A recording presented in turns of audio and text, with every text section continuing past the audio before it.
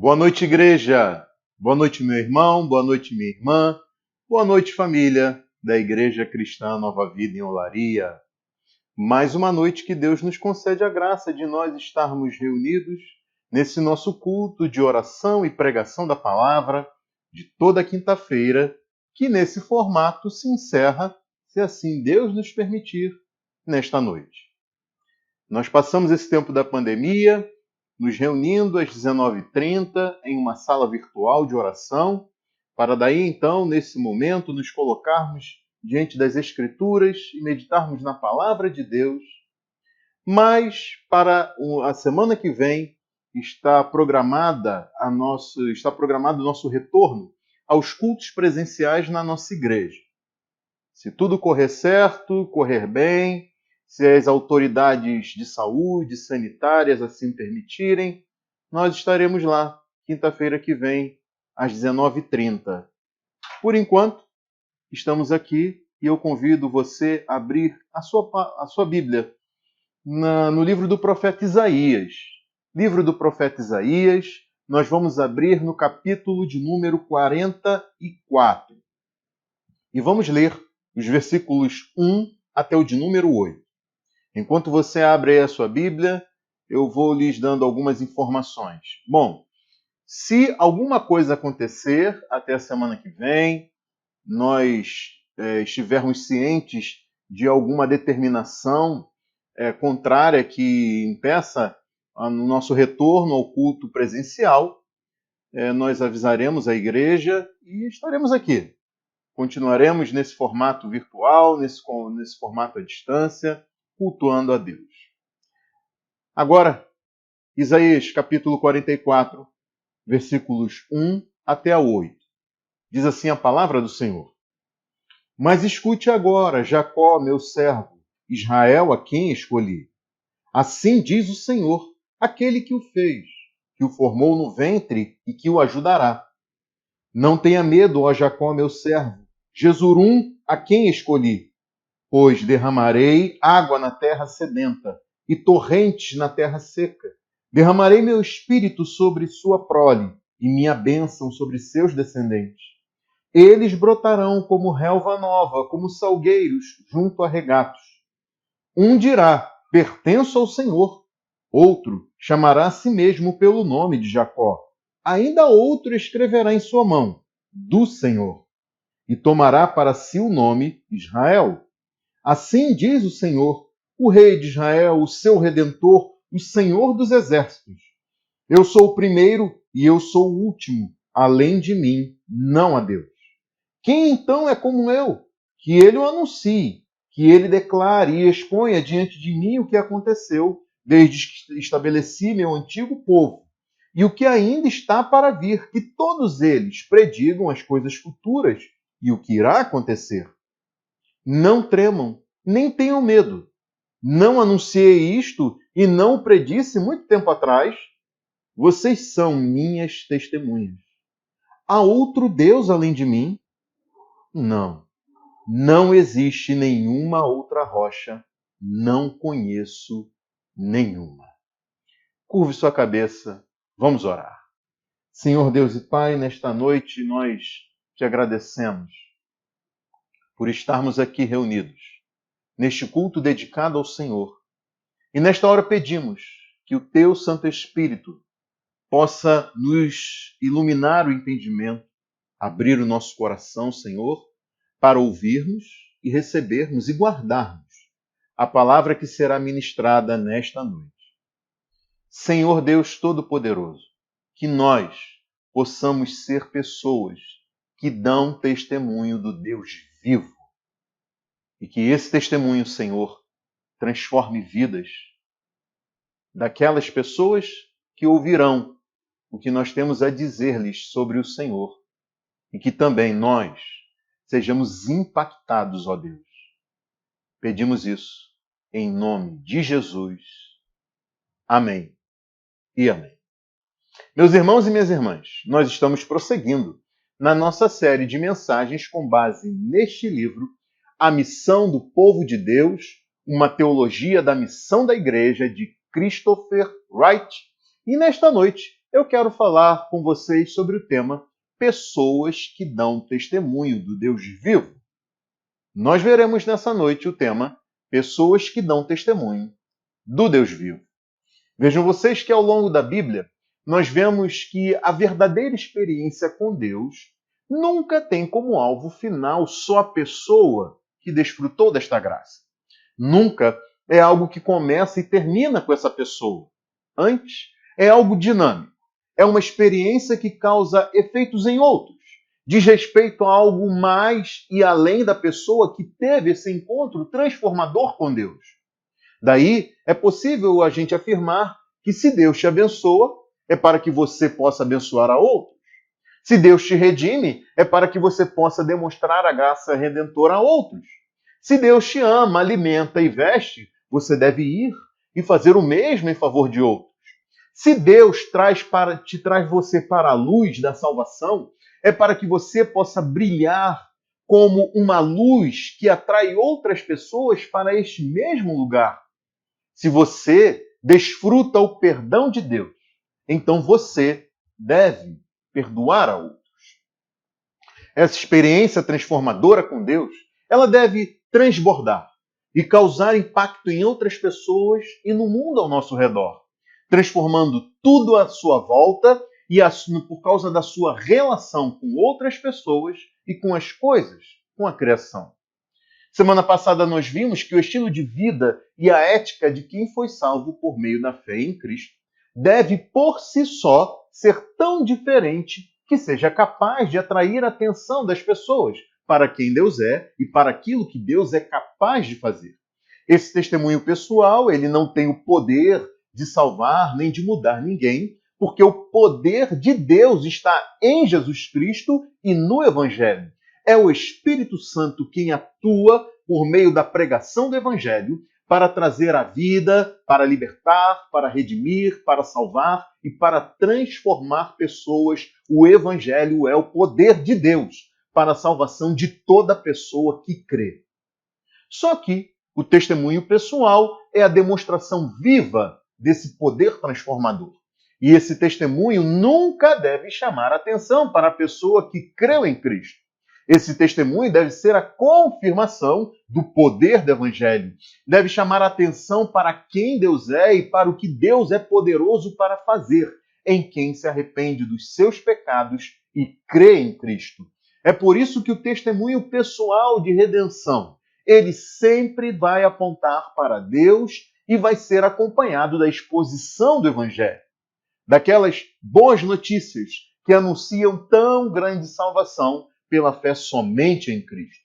Na pregação desta noite, nós veremos que o chamado e a missão da igreja é para o serviço a Deus e o testemunho público de que Ele é o único e verdadeiro Deus. E isso porque nós fomos salvos para sermos pessoas que dão testemunho do Deus vivo. Nesta noite nós veremos que Deus age através de nós, mas apesar de nós. Nós veremos nessa noite que o poder está em Deus.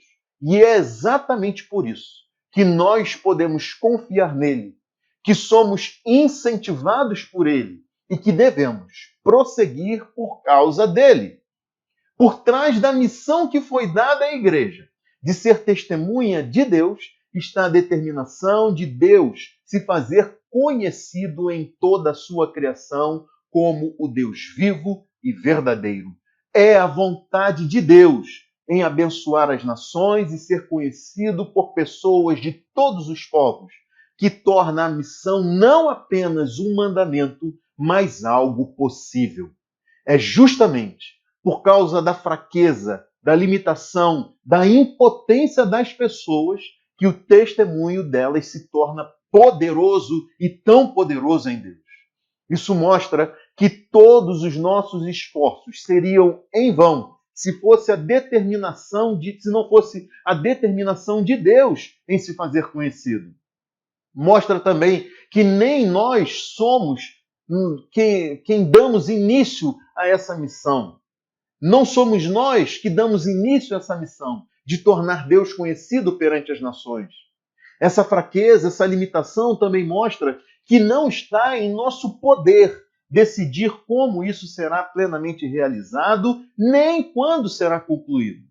Mostra que por trás dos nossos esforços desajeitados, da nossa forma de comunicação inadequada, permanece a suprema vontade de Deus de se fazer conhecido como Deus vivo e verdadeiro e de se revelar às pessoas. A despeito de quem nós somos e se valendo de nós como instrumentos redentores em suas mãos, Deus está inacreditavelmente disposto a abrir os olhos dos cegos espiritualmente e fazer resplandecer a sua divina luz em meio às trevas desse mundo depravado. Deus quer revelar a glória dos tesouros do seu evangelho, dispondo essa preciosidade em vasos de barro, em nós, fazendo de nós suas testemunhas, pessoas que dão testemunho do Deus vivo. E é isso que nós veremos nessa noite, começando por Israel e através do texto que nós lemos no início dessa pregação. Uma mensagem que foi endereçada a Israel por meio do profeta Isaías para o tempo em que tudo parecia perdido, que nada do que Deus dizia parecia ser possível, considerando o estado em que Israel se encontrava naquele momento. Esse contexto para o qual a mensagem de Isaías foi direcionada mostrava que havia um duplo problema para Deus. No momento em que essa mensagem foi endereçada, para o momento em que ela foi endereçada e que Israel vivia, isso mostrava que existia um duplo problema para Deus. E eu digo isso porque, primeiro, a história de Israel até esse instante tinha alcançado o seu pior momento. Israel tinha chegado ao fundo do poço.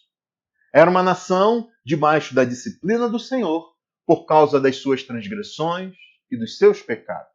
Israel estava no exílio, longe da terra prometida por Deus, despojado de toda a honra que tinha como povo escolhido do Senhor dentre as nações. Depois de séculos e de sucessivas gerações de israelitas em rebelião contra Deus, depois do acúmulo de deslealdade contra a aliança firmada por Deus para o benefício desse próprio povo, depois de tanta desobediência às leis, aos mandamentos, aos decretos do Senhor, de desrespeito às advertências dos profetas, um após o outro, profecia após profecia, advertindo contra a rebelião e chamando o povo ao arrependimento, à fé e à restauração. Depois de tanto tempo assim, a paciência do Senhor tinha chegado ao fim. Foi Deus quem usou uma nação estrangeira, no caso a Babilônia, como um instrumento de juízo contra Israel e para a disciplina do seu povo. Jerusalém foi destruída, o templo do Senhor foi queimado e a maioria das pessoas foi levada dali para o exílio. Foi quando todas as expectativas pareciam perdidas após décadas no exílio. Depois de 2 gerações nesse estado humilhante e sem esperanças, que as palavras ditas por Isaías mostraram que não há nada que possa impedir a realização dos planos e dos propósitos de Deus. Veja aí comigo o que está registrado no capítulo anterior a esse que nós lemos no início da pregação, no capítulo 43, os versículos 5 a 7. Volte uma página daí da sua Bíblia e leia comigo. Isaías 43, de 5 a 7. Não tenha medo, pois eu estou com você. Do Oriente trarei seus filhos, e do Ocidente ajuntarei você. Direi ao Norte, entregue-os, e ao Sul, não os retenha. De longe tragam os meus filhos, e dos confins da terra as minhas filhas. Todo o que é chamado pelo meu nome, a quem criei para a minha glória, a quem formei e fiz. Esses versículos mostram que Deus reuniria novamente a nação e restauraria a nação de Israel. Agora veja comigo os versículos 10 a 13 desse mesmo capítulo. Vocês são minhas testemunhas, declara o Senhor, e meu servo a quem escolhi para que vocês saibam e creiam em mim e entendam que eu sou Deus. Antes de mim, nenhum Deus se formou, nem haverá algum depois de mim. Eu mesmo sou o Senhor, e além de mim não há Salvador algum. Eu revelei, salvei e anunciei, eu, e não um Deus estrangeiro entre vocês. Vocês são testemunhas de que eu sou Deus, declara o Senhor.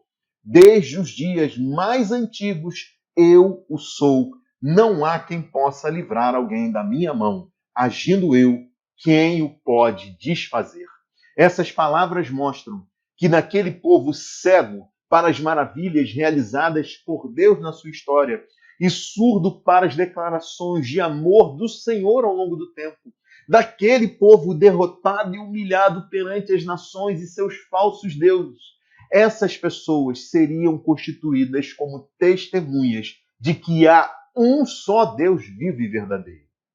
E como lemos nos versículos 11 e 12, eles ecoam essa verdade de uma forma tremenda. Veja aí novamente comigo, versículos 11 e 12, o Senhor dizendo: eu mesmo sou o Senhor, e além de mim não há Salvador algum. Eu revelei, salvei e anunciei. Eu e não um Deus estrangeiro entre vocês. Vocês são testemunhas de que eu sou Deus, declara o Senhor. Nada em todo o mundo poderia impedir Deus de reconstituir Israel como seu povo e suas testemunhas. Ninguém poderia impedir o braço do Senhor de fazer isso. Mas havia um outro grande problema. Além do povo estar na sua pior condição, naqueles dias havia a ideia de que o jogo político e de dominação entre as nações era determinado pela força dos seus deuses. Daí, os deuses das nações grandes e poderosas eram considerados maiores e mais poderosos do que os deuses das nações derrotadas. Agora pense comigo. Quando os povos e nações ao redor de Israel viam esse povo humilhado, derrotado, exilado, pensavam que o Deus de Israel estava igualmente humilhado e derrotado. Só que as palavras do Senhor ditas por intermédio do profeta Isaías aos israelitas contradiziam essa ideia. Conforme a gente leu no capítulo 44, o texto que nós lemos no início dessa mensagem, nos versículos 1 a 8, nós vemos o seguinte, versículo 1, leia aí comigo, até o versículo de número 4. Mas escute agora, Jacó, meu servo, Israel a quem escolhi. Assim diz o Senhor, aquele que o fez, que o formou no ventre e que o ajudará. Não tenha medo, ó Jacó, meu servo, Jesurum a quem escolhi, pois derramarei água na terra sedenta e torrentes na terra seca. Derramarei meu espírito sobre sua prole e minha bênção sobre seus descendentes. Israel aqui é comparado a uma terra seca e sem vida. Mas o Senhor faz o povo se lembrar de que eles tinham sido escolhidos dentre as nações e que eles deviam a própria existência a esse Deus desde o início, desde a sua concepção. Deus não os abandonaria. O que está sendo dito é que mesmo Israel sendo naquele momento, como uma terra seca e sem vida, Deus haveria de fazer correr as águas no deserto. O espírito de vida de Deus seria derramado como chuva sobre o seu povo. E daí, daquela terra seca, brotaria grama nova e verde, árvores cresceriam como a beira dos riachos. Daí em seguida, nos versículos 5 a 6, nós vemos o Senhor declarando que ninguém mais teria vergonha de ser identificado como israelita, como descendente de Jacó, nem teria vergonha de ter o Deus de Israel como seu Senhor e Rei. Veja aí comigo. Versículos 5 e 6. Um dirá, pertenço ao Senhor. Outro chamará a si mesmo pelo nome de Jacó. Ainda outro escreverá em sua mão do Senhor e tomará para si o nome Israel. Depois, então, de se declarar como Redentor, como poderoso para salvar, o Senhor dos exércitos e único Deus, como nós vemos aqui no versículo 6, assim diz o Senhor, o Rei de Israel, o seu Redentor, o Senhor dos exércitos, eu sou o primeiro e eu sou o último, além de mim não há Deus. No versículo 7, o Senhor desafia os falsos deuses nas nações. Leia aí comigo. Quem então é como eu, que ele o anuncie, que ele declare e exponha diante de mim o que aconteceu desde que estabeleci meu antigo povo e o que ainda está para vir, que todos eles predigam as coisas futuras e o que irá acontecer. A ideia aqui é que o Senhor está desafiando os falsos deuses para que, se eles puderem, declarem que tinham prevalecido e levado suas nações a derrotar Israel no campo político e militar. O Senhor está desafiando os falsos deuses das nações para que declarem que não só tinham prevalecido contra o Deus de Israel, mas também manteriam o povo do Senhor debaixo dessa dominação pelo tempo que eles quisessem no futuro. A pergunta era: os deuses das nações tinham essa autoridade, essa capacidade e esse poder? Se não, quem poderia livrar Israel? Em quem Israel deveria confiar? E a resposta está no versículo 8. Não tremam, nem tenham medo. Não anunciei isto e não predisse muito tempo atrás? Vocês são minhas testemunhas. Há outro Deus além de mim? Não, não existe nenhuma outra rocha. Não conheço nenhuma. Israel seria testemunha do Deus vivo e verdadeiro diante das nações. Deus havia escolhido Israel como servo e como luz para as nações. E o Senhor ainda usaria Israel para se revelar e se fazer conhecido diante das nações, a despeito de quem Israel era e da condição em que este povo se encontrava. O Espírito do Senhor, derramado sobre o povo, é quem capacitaria Israel para o cumprimento da missão que Deus lhe havia dado. Um milagre da graça e do poder transformador de Deus seria manifestado para fazer de Israel um povo que desse testemunho do Deus vivo. Agora percebam comigo como Deus tem um duplo propósito no chamado a Israel para ser servo e testemunha. Deus tinha um duplo propósito nesse chamado a Israel para ser servo e testemunha. Primeiro, Deus tinha o propósito de restaurar a confiança de Israel. No versículo 8, nós lemos Deus dizendo ao seu povo: não tremam, nem tenham medo, vocês são minhas testemunhas. Israel tinha se distanciado tanto do Senhor e se colocado em uma condição tão fracassada que precisava ter a fé e a sua disposição renovadas. Nada naquele momento credenciava o povo como testemunhas do Senhor, mas o sol da justiça se ergueria no raiar de um novo dia, trazendo vida, aquecendo os corações e renovando a esperança do povo. Israel é então chamado para cumprir o papel que lhe tinha sido dado por Deus. E o que surpreende a gente é que o poder do testemunho não está só naquilo que ele produz no coração de quem ouve o que é dito sobre Deus. Não é só a pessoa que ouve sobre quem Deus é e o que Deus é capaz de fazer que é impactada pelo testemunho daquele que crê. A fé da pessoa que testemunha é reforçada. As convicções de quem crê são promovidas à medida em que ela testemunha de Deus. A esperança de quem testemunha é renovada.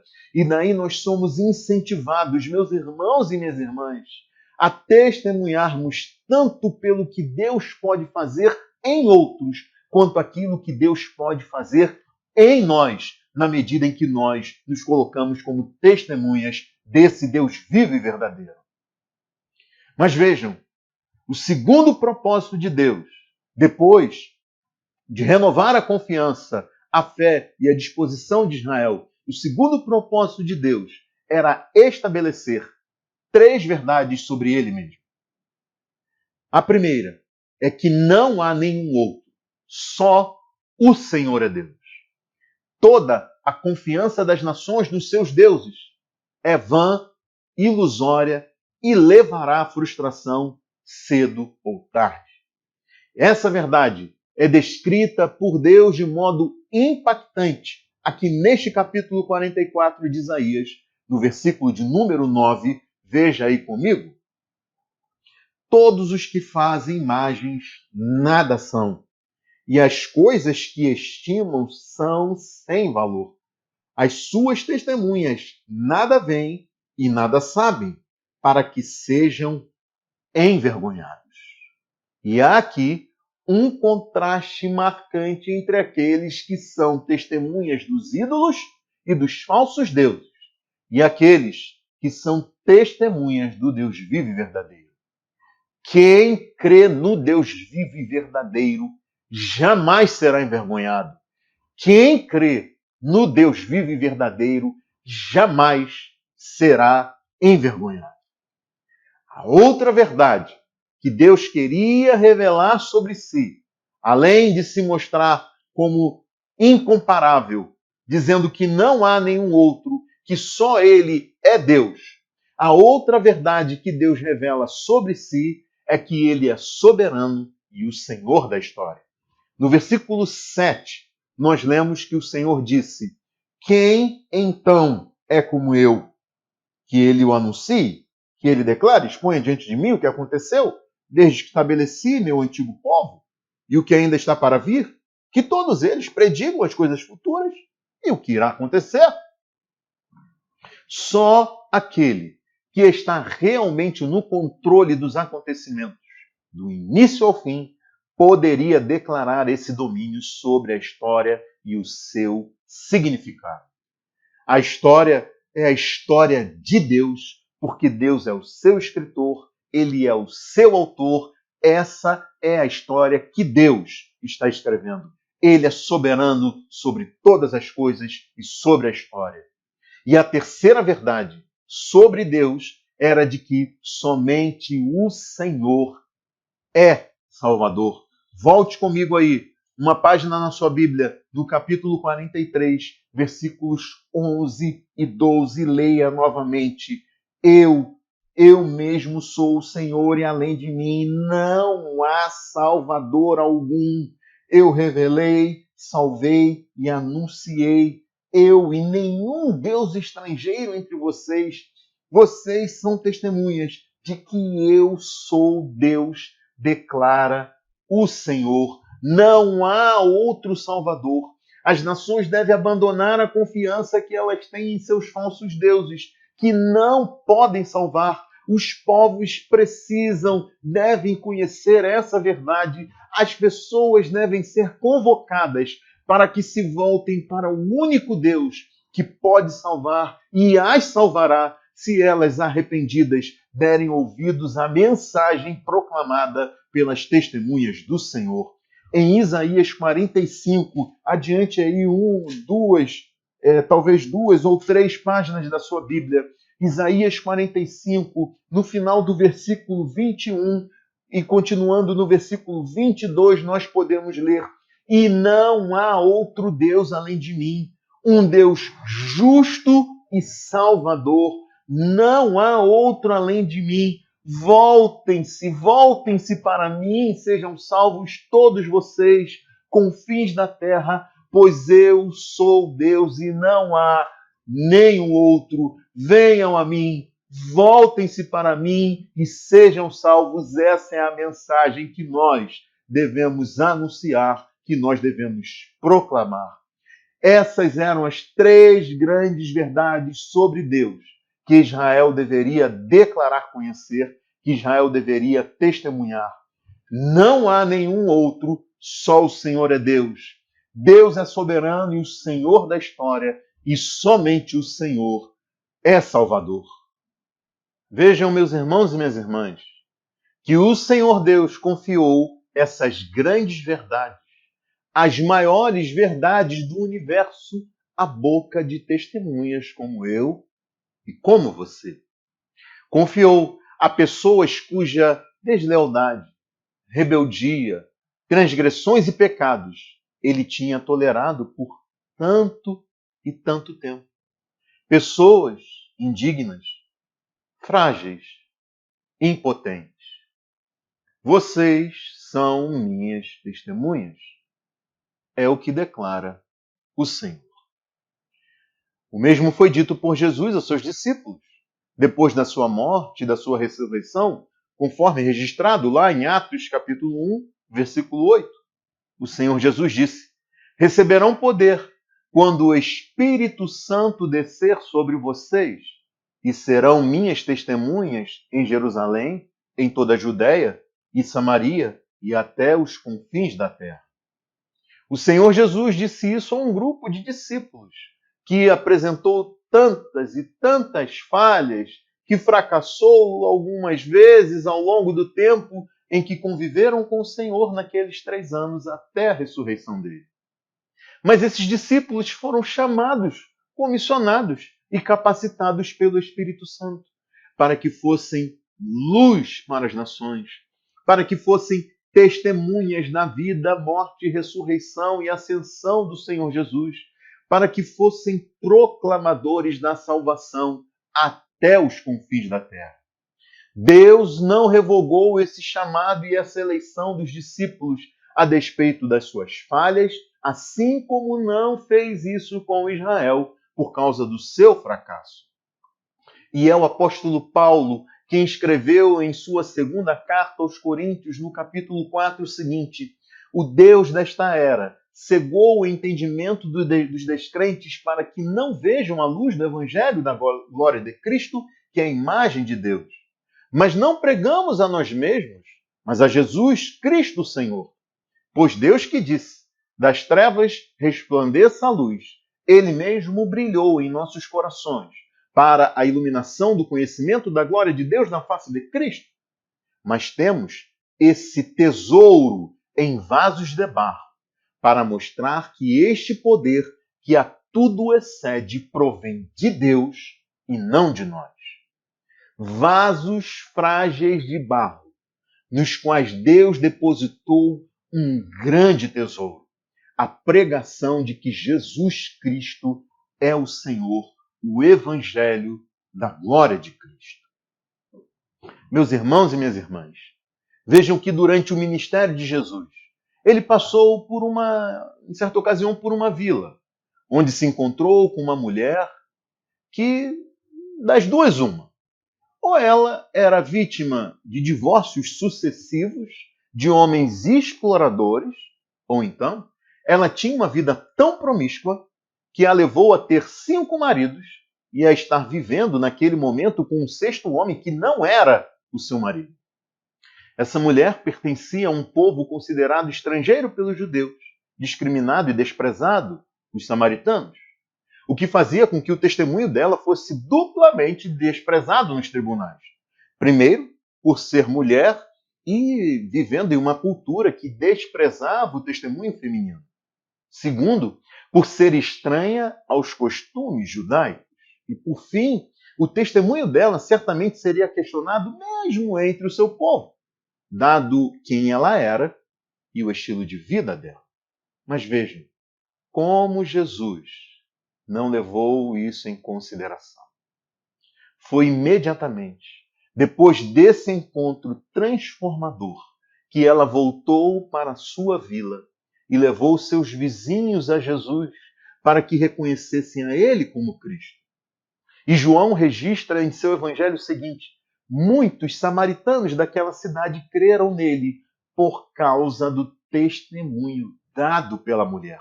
E disseram à mulher: agora cremos não somente por causa do que você disse, pois nós mesmos o ouvimos e sabemos que este é realmente o Salvador do mundo.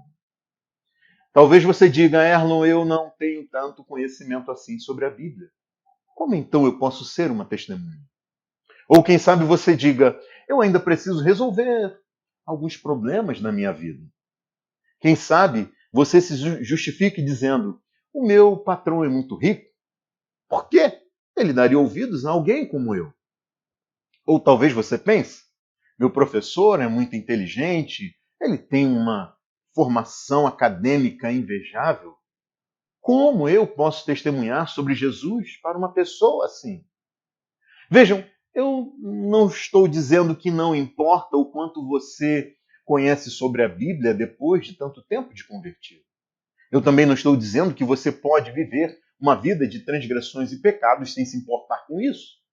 Eu também não estou dizendo aqui que a sua formação e conhecimento cultural não tem o menor valor. O que eu quero dizer é que nenhuma dessas justificativas permanece de pé diante do que você ouviu hoje, nesta noite, nesta pregação.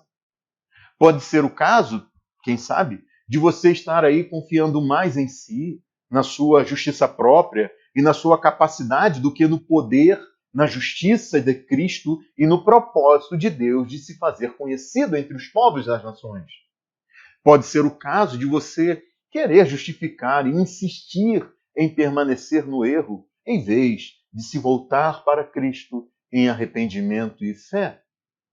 Veja, todos nós, até o fim das nossas vidas, teremos algo a melhorar no nosso caráter, teremos de manter a vigilância sobre o que pensamos, sobre o que dizemos, sobre o que fazemos. Agora, se você não tem tido um comportamento exemplar no seu trabalho, na sua escola, na faculdade, ou quem sabe entre os seus vizinhos, talvez você poderia dizer para essas pessoas alguma coisa como o seguinte: vejam, eu sei que não tenho sido a melhor pessoa que eu poderia e deveria ser.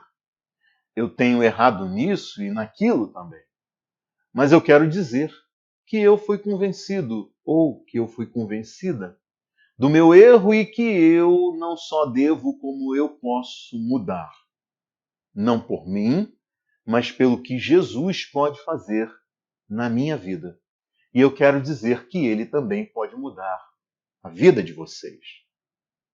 Talvez você que conheceu a Cristo há pouco tempo possa dizer algo como o seguinte: vejam, a gente pensa que a gente pode enganar a uns, ou então a gente deseja ser ou parecer bonzinho para ter o que apresentar a Deus.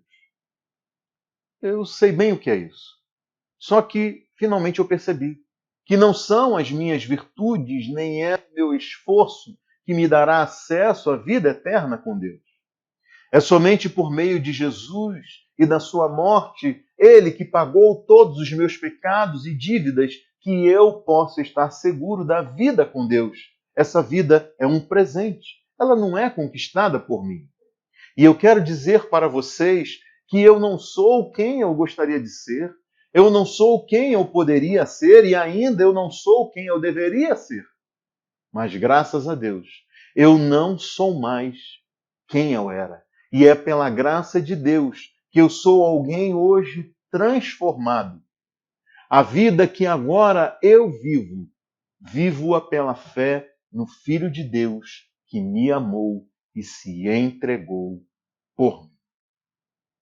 Qualquer pessoa que um dia, não importa há quanto tempo, talvez tenha sido isso ontem, qualquer pessoa que teve um encontro transformador com Cristo deve ser uma testemunha do Deus vivo. Deve ser alguém que dá testemunho de Deus e o faz no poder desse Deus vivo e verdadeiro. Vejam que foi Jesus quem garantiu aos seus discípulos: quando vier o conselheiro que eu enviarei a vocês da parte do Pai, o Espírito da verdade que provém do Pai, ele testemunhará a meu respeito. E vocês também testemunharão, pois estão comigo desde o princípio. E assim como Deus disse por meio do profeta Isaías, que derramaria do seu espírito para que os israelitas fossem vivificados e fossem suas testemunhas, a promessa da vinda do Espírito Santo por Jesus não foi restrita àquele grupo de discípulos, de apóstolos, que o acompanharam desde o início do seu ministério. Como bem disse o apóstolo Pedro, em Atos 2, versículos 38 e 39, depois da sua pregação a respeito de Jesus, ele disse: arrependam-se e cada um de vocês seja batizado em nome de Jesus Cristo para perdão dos seus pecados e receberão o dom do Espírito Santo, pois a promessa é para vocês, para seus filhos e para todos os que estão longe, para todos quantos o Senhor, o nosso Deus, chamar. Por isso, que nós sejamos pessoas que dão testemunho do Deus vivo. É verdade que nós não somos testemunhas oculares na vida, morte, ressurreição e ascensão de Jesus, como foram os apóstolos lá naquele tempo. Mas o testemunho daqueles que viram e tocaram Jesus permanece vivo e está registrado aqui nas páginas da Bíblia. O testemunho do Espírito Santo sobre Jesus foi dado por meio dessas testemunhas oculares escolhidas pelo próprio Deus, e esse testemunho dessas pessoas está aqui em nossas mãos. É por isso que eu digo a você, meu amigo, minha amiga, que está ouvindo essa pregação e ainda não reconheceu a Jesus como seu Salvador e ainda não se rendeu diante dele, o reconhecendo como Senhor da sua vida. Eu te digo, não perca tempo, faça isso hoje, agora, já. Como eu, você também não será uma testemunha ocular da vida, morte e ressurreição de Jesus, mas será uma testemunha pela fé.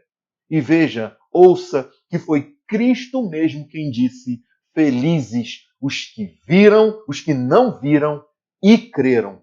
Felizes são aqueles que não viram essas coisas, mas mesmo assim creram. Por isso eu te digo, arrependa-se e creia hoje. Curve sua cabeça, vamos orar.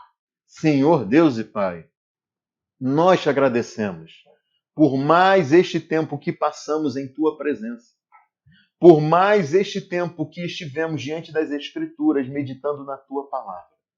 E nós te pedimos, Senhor, encha-nos, derrama sobre nós, faz-nos transbordar do Teu Espírito, para que nós sejamos testemunhas desse Deus vivo e verdadeiro.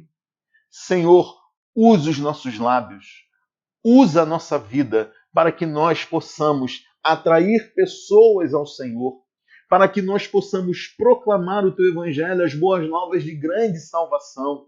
Deus eterno, e que fazendo isso, nós vejamos não só o Teu poder transformador na vida dessas pessoas que nos ouvem, mas nós também sendo impactados, motivados, incentivados, avivados, Senhor, para vivermos para a Tua glória e para Te servirmos e proclamarmos a salvação do Senhor. Deus eterno e poderoso, usa a nossa igreja ali em Olaria, cada um de nós, adolescentes, jovens, homens, mulheres, idosos, ó Deus, todos, para que sejamos testemunhas do Deus vivo e verdadeiro. Pessoas que dão testemunha do Deus vivo.